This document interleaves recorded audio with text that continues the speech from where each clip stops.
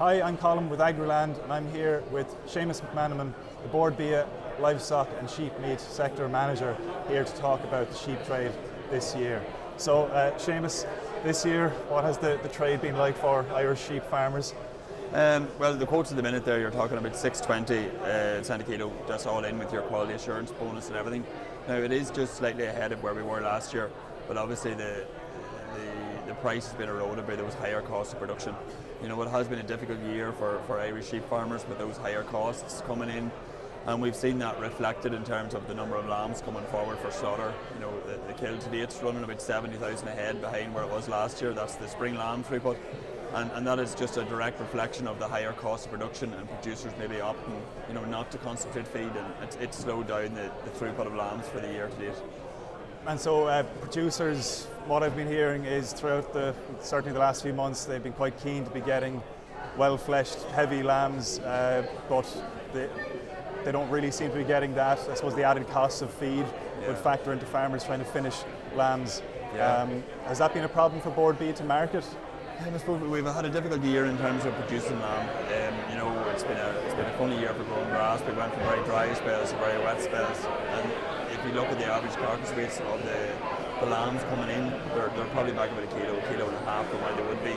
But if you look at the kill as a whole, there's an awful lot of lighter lambs coming in, and it is a lot harder to find a home for those type of carcasses and cuts. You know, if you get that ideal 18 to 22 kilo lamb, you know, you have the carcass trade into Europe, you have your retail and your food service trade, they all want lambs within that category. So once you produce lamb below that and above that, you're producing carcasses and cuts that are a lot harder to find a home for, and that's then reflected in the price back to the producer.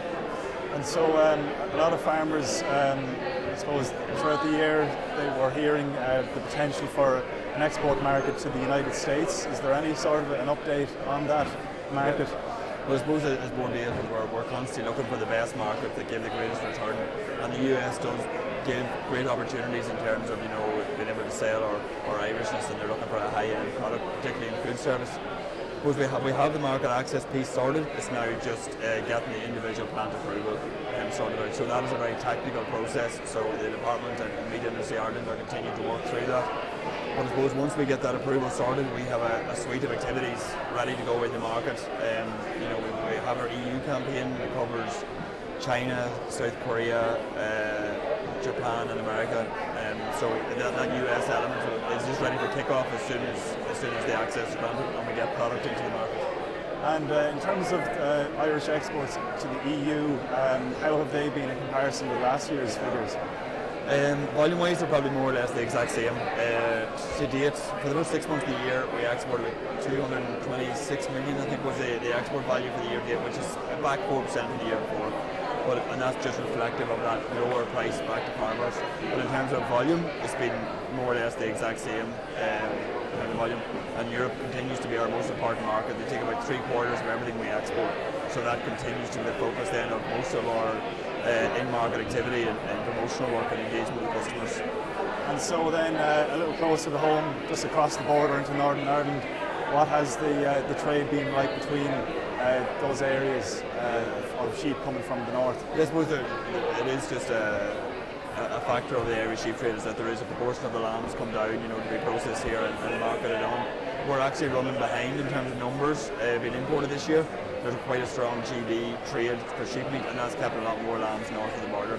So we've actually seen less lambs coming south for processing, and that's contributed to the reduction in the spring lamb kill for the year to date.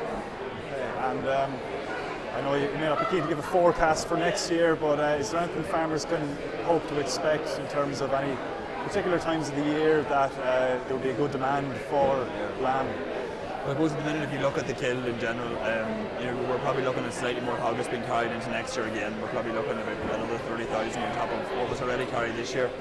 Now we do have Easter and one of the Muslim festivals and St. Patrick's Day all in March this year, so that should hopefully stimulate the demand. There's also the likelihood that we'll have a smaller lamb crop next year. Now this is crystal ball, but we're looking at a lot of ewes that have been appeared for the cull this year. There was a lot of ewe lamb hoggers processed last Easter, so we could see a further reduction in the breeding flock. That'll be the second consecutive year in the breeding flock, and that will carry through then in terms of the number of lambs coming forward.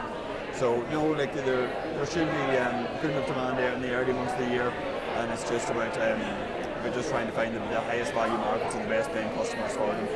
And then, are people eating lamb here in Ireland? Have you noticed any trends over the last year? Is it still a popular meat, or has the price maybe put some people off of it? Oh, it is. Like lamb is no doubt a very high cost protein, and there is this association that it's a weekend meal, like a roast or a joint or a dinner. So I suppose the focus of our promotional campaigns has been to show the versatility and the health aspects of lamb, and getting it into the younger consumers' sort of repertoire of recipes and things. So our domestic campaign for Quality Show Lamb actually kicked off yesterday.